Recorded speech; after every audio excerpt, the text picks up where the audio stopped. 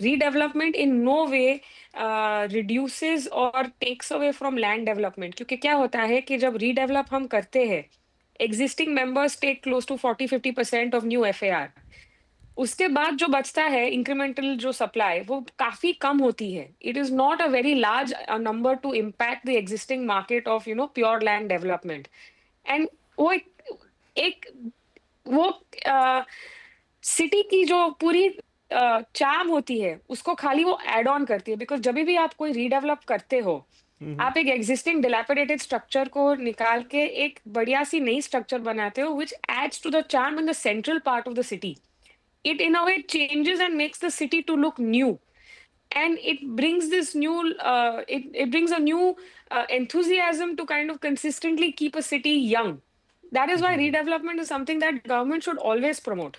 पर गुलाम साहब, एक जो अमूमन हम सुनते रहते हैं कि रीडेवलपमेंट करना हर किसी के बस की बात नहीं है। क्यों? क्योंकि उसमें मुख्य मुद्दा ये रहता है कि पहले तो जाइए सोसाइटी से बात कीजिए, सोसाइटी के तमाम मेम्बरान्स को आप समझाइए, उसमें पार्टी पॉलिटिक्स होती है। फिर सुनते हैं कि बहुत सारे जो लोकल स्टेक होल्डर्स होते हैं, इंक्लूडिंग द पॉलिटिकल पार्टीज़, जो भी कह लीजिए अलग अलग तरीके के लोग हैं, इन्फ्लुएंशियल पीपल, वो जाके उसमें अपना रोल प्ले करते हैं। फिर आपको म्यूनसिपल कॉरपोरेशन के चक्कर लगाने पड़ते हैं, फिर उसमें सरकार का भी जो भी रोल है वो भी आ जाता है। तो इन एंड ऑल वो सिर के बाल नोचने जैसी स्थिति बन जाती है। पर आप जो कह रहे हैं कि अब जो कि नए रूल्स आए हैं वो इसको और बेहतर बनाते हैं, ज़्यादा वाइबल बनाते हैं, तो मैं पहले के मुकाबले अभी वाली स्थिति को थोड़ा आपसे समझना चाहूँगा कि क्या बदलाव हुआ है कि लोग सोचे कि चलो मैं रीडेवलपमेंट करूँ, और पहले जैसे कुछ स्पेशलाइज लोग ही इसे करते थे या डेवलपर करते थे, अब ये हर डेवलपर शायद सोचे कि चलो एक दो बिल्डिंग मैं भी रीडेवलपमेंट में बना लूँ। थोड़ा सा लंबा सवाल है आपका, कोशिश करूंगा कि जितना हो सके कंसाइज इसका जवाब दूं। अगेन हमारे रिपोर्ट की तरफ इशारा करना चाहूँगा। हमने पिछले 6 साल का पूरा मवाजना किया है। उसमें 2000 से लेके 2003 तक का जो वक्फा था, इसमें मोस्टली छोटी छोटी सोसाइटीज़, और वही वजह है कि मुंबई का नॉर्दर्न हिस्सा जो है वो ज़्यादा है, मतलब उसी में से 75% रीडेवलपमेंट। बिल्कुल बिल्कुल। तो जैसे गोरेगांव, बोरीवली, मलाड, कांदिवली, ये सब इलाके में पहली जो वेव या पहली लहर आई थी वो इन इलाकों तक सीमित थी। और उसका कारण ये था कि पहली चीज़ तो ये सोसाइटीज़ छोटी थी। क्विक टर्न अराउंड जिसे हम कहते हैं कि आपने उठाई सोसाइटी, 4 साल के दौरान में मुकम्मल कर दी। अगली डेवलपर की तरफ से मैं बता रहा हूँ, डेवलपर को जैसे ही उसने डीए साइन किया, 3 साल में एक छोटी सी बिल्डिंग बनानी है, 11-12 मंजिले की इमारत बना के आगे बढ़ना है, दूसरी बनानी है। तो ये वो वक्फा था जब डीसीपीआर को ठीक तरह से इम्प्लीमेंट या समझा नहीं गया था। तो उस दौरान ये सारी चीज़ें हो रही थी। और एक और चीज़ जो बहुत महत्वपूर्ण है वो है क्लस्टर रीडेवलपमेंट। क्लस्टर रीडेवलपमेंट को अगेन आज मुंबई में तकरीबन शायद 15 से 18 साल हो चुके हैं। हम इसको कोशिश कर रहे हैं कि ये ज़्यादा फैलाव हासिल करे, ये जो कॉन्सेप्ट है, लेकिन नहीं मिल पा रहा था। तो ये जो 33(7), 33(9), 33(11) इतने सारे क्लॉजेस डीसीपीआर में डाले गए हैं, वो इन सारे एक एक पहलू को मद्देनज़र रखते हुए बनाए गए हैं। और अब जब लोगों ने उसके इम्पोर्टेंस को समझा है, तो अब उसको बेहतर तौर से इस्तेमाल किया जा रहा है। जैसे एक वक्त था जब छोटी छोटी इमारतें ही बन रही थी, जैसा मैंने बताया। अब लोग चाहते हैं कि अगर उनकी एफएसआईज बढ़ रही हैं, उनको बेहतर एरिया मिल रहा है, तो वो क्लस्टर बनाने के लिए भी तैयार हो गए हैं। एक वक्त था तकरीबन 15 साल तक क्लस्टर के सारे मुंबई में रूल होने के बावजूद 3 या 4 से ज़्यादा एग्जाम्पल नहीं दिखाई देते थे। अब जब सोसाइटी रीडेवलपमेंट की जो लहर उठी है, उसमें कई सारे, ये जो मैं 910 पिछले डीएस की बात कर रहा हूँ पिछले 6 साल में, उसमें कम से कम 25 से 30 तो मैं जानता हूँ जो क्लस्टर बना के लोग तैयार कर रहे हैं, सोसाइटी रीडेवलपमेंट कर रहे हैं। तो ये सारी जो एक नया एक अंडरस्टैंडिंग आई है इस सब्जेक्ट को लेके, उसके कारण बहुत सुविधा डेफिनेटली हुई है। अब आते हैं इस सवाल की तरफ कि क्या डेवलपर ही बेहतर पोजीशन में है इन सारी चीज़ों को समझने और एग्जीक्यूट करने के लिए। मैं इस बात से इत्तेफाक रखता हूँ। एक वक्त था अगेन जिस तरह क्लस्टर रीडेवलपमेंट, उसी तरह सेल्फ रीडेवलपमेंट के ऊपर भी बहुत ज़्यादा फोकस किया गया था आज से कुछ 10-12 साल पहले। लेकिन कम से कम क्लस्टर में 3-4 केस स्टडीज थे, सेल्फ रीडेवलपमेंट मुझे कोई केस स्टडी दिखाई नहीं दी। हालांकि उससे पहले जब ये सारी चीज़ें एक फॉर्मली स्ट्रक्चर के तौर पर आई थी, उससे पहले सेल्फ रीडेवलपमेंट के एग्जाम्पल्स मैंने देखे हैं।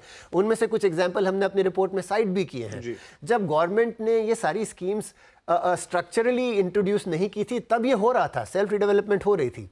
लेकिन आज ये है कि आपको ये समझना है, पहली चीज़ तो डेवलपमेंट के लिए डेवलपर एक बहुत ही इंपॉर्टेंट रोल प्ले कर रहा है। सबसे पहले जो लाइजों, अब आपको कौन समझाएगा कि 33(7) करना है, 33(9) करना है, 33(11) करना है, किस में आपका फ़ायदा ज़्यादा है, ये चीज़ आपको एक डेवलपर बेहतर तौर पे समझा सकता है, बिकॉज वो कल जाके वो सारे अप्रूवल, सारे परमिशंस वो लाने वाला है। सोसाइटी को अपने तौर पे, हालांकि आज जो आई थिंक कुछ चंद महीनों पहले, शायद 1.5 महीना पहले हमारे चीफ मिनिस्टर ने दोबारा सेल्फ रीडेवलपमेंट पर फोकस किया है और कई सारी सुविधाएं, बहुत सारी फैसिलिटीज़ लॉन्च की गई हैं। लेकिन इस समय जो सबसे बड़ा फैक्टर जो रोल प्ले करता है यहाँ पर, वो है कि आप रीडेवलपमेंट जब कर रहे हो, अपने जेब से पैसा लगा रहे हो, तो उस पैसे को आप दोबारा रिकूप कैसे कर रहे हो, ये बहुत इंपॉर्टेंट मुद्दा है। सोसाइटी पुरानी सोसाइटी है जहाँ पर बहुत करके चांसेस हैं कि रिटायर्ड लोग रहते होंगे, बिकॉज अगर 30-40 साल 45 साल से वहाँ रह रहे हैं तो वह सीनियर सिटीजन्स की भी काफ़ी परसेंटेज शेयर होगा। शायद पेंशनर्स होंगे, शायद उनके पास इतने साधन ना हो कि अपने जेब से पैसे लगाकर उस मकान को मुकम्मल करें। तो गवर्नमेंट जो फैसिलिटीज़ बना रही है, इससे आपको शायद लोन तो मिल जाए, लेकिन उस लोन को दोबारा फेरने के लिए, उसे दोबारा रिटर्न करने के लिए भी तो आपके पास साधन चाहिए। तो ये सब के लिए आपको एक डेवलपर का रोल ऐसा इनएविटेबल हो जाता है कि आपको एक डेवलपर रखना ज़रूरी है, क्योंकि डेवलपर ही वो शख्स है, अगर आपने मान ले सेल्फ डेवलपमेंट भी किया, सेल्फ डेवलपमेंट करने के बाद आपकी बिल्डिंग में शायद आपके पास 15-20 मकान मिले, जिन्हें बेच के आप अपना इंटरेस्ट पे करोगे या अपने सारे जो आपने लोन लिया है उससे आप रिटर्न करोगे। लेकिन अगर वो मकान बेचने में आप नाकाम रहे, तो ये कोई जिनसे आपने डेट लिया है, चाहे वो गवर्नमेंट बैंक, PSUs या जो भी हो, वो इंतज़ार तो नहीं ना करेंगे। ठीक है, एज ए सिक्योरिटी वो मकान वो शायद टेक ओवर कर ले, लेकिन केवल उन्हीं मकानों तक ही तो सीमित नहीं है आपकी जिम्मेदारी। तो ये समझना कि सारा जो फाइनेंशियल स्ट्रक्चरिंग है, विनीता आई एम श्योर बेहतर तौर पे समझाएंगी, वो फाइनेंस की एक्सपर्ट है।